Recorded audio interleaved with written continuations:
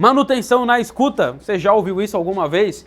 É a partir desse momento que começa o cálculo do lead time. Já ouviu falar nisso? Sabe o quanto isso é importante para o nível de serviço da manutenção? Então fica comigo que até o final do vídeo de hoje eu vou explicar para você como você calcula e analisa o indicador de lead time na manutenção.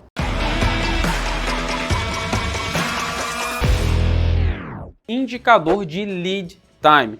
O indicador de lead time ele é um dos principais indicadores quando nós estamos falando aí do nível de serviço, da qualidade do serviço que a gente entrega, daquilo que nós prestamos ao nosso solicitante. E o lead time ele trabalha tanto quanto a gente está falando aí do solicitante interno ou do externo, ou do cliente interno e do cliente interno. Ele é dado pela seguinte equação, tá? O indicador que mostra o tempo médio que leva para a manutenção realizar um atendimento. Então, o lead time ele vai ser dado pela soma do tempo entre a abertura e o encerramento de um chamado, dividido pela quantidade de chamados que eu tenho.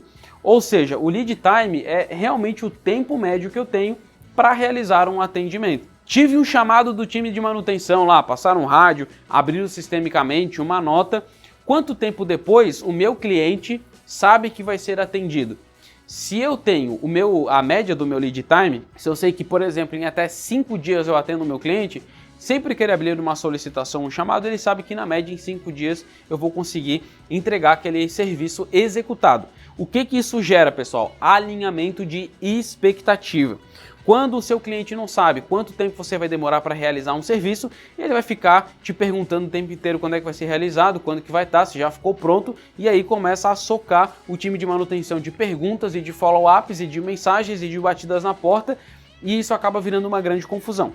Quando existe o alinhamento de expectativa, ou seja, quando a pessoa já sabe qual que é o lead time, ela sabe que em até 5 dias eu vou fazer. Ela provavelmente só vai se preocupar em me mandar uma mensagem e me cobrar quando chegar no 5º dia ou lá no 6º dia, ou porque não foi resolvido. Se o problema se agravar, se essa pessoa vê que isso precisa ser feito mais rápido, provavelmente ela não vai me cobrar, mas ela vai me alertar. Ela vai dizer, olha, sabe aquele problema? Então, eu sei que vocês geralmente fazem em 5 dias, mas o negócio lá tá ficando meio complicado, eu acho que eu preciso acelerar um pouco, porque eu tô vendo que pode levar uma parada de máquina e assim sucessivamente. Então, a grande vantagem do lead time é o alinhamento de expectativa.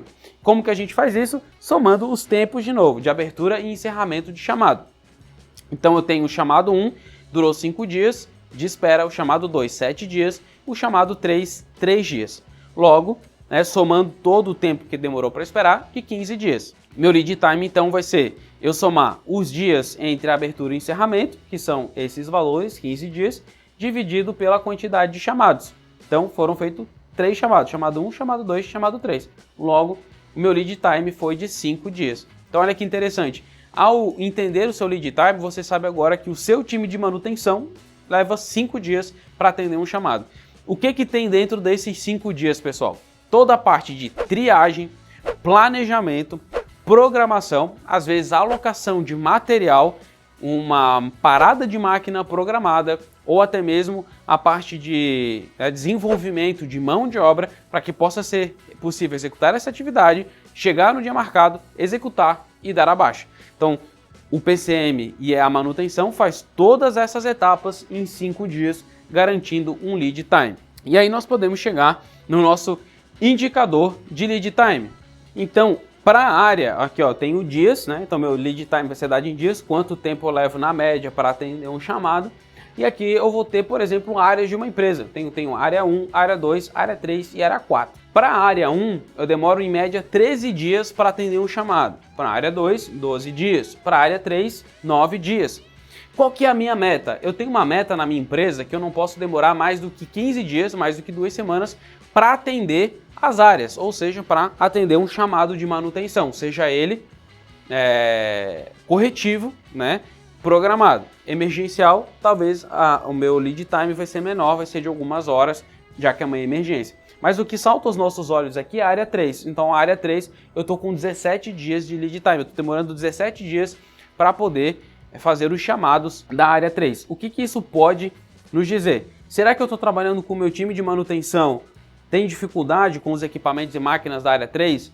Será que a área 3 tem muitas ordens de serviço em aberto? Será que a área 3 é uma área que eu trabalho só corretiva e não estou desempenhando as minhas manutenções preventivas e inspeções, por exemplo? Será que aqui na área 3 o pessoal está abrindo chamados muito difíceis? Ou será que esse pessoal só abre chamado, né, casca grossa e o resto do pessoal aqui só lá está abrindo chamado fácil? Que daí abaixa a minha média.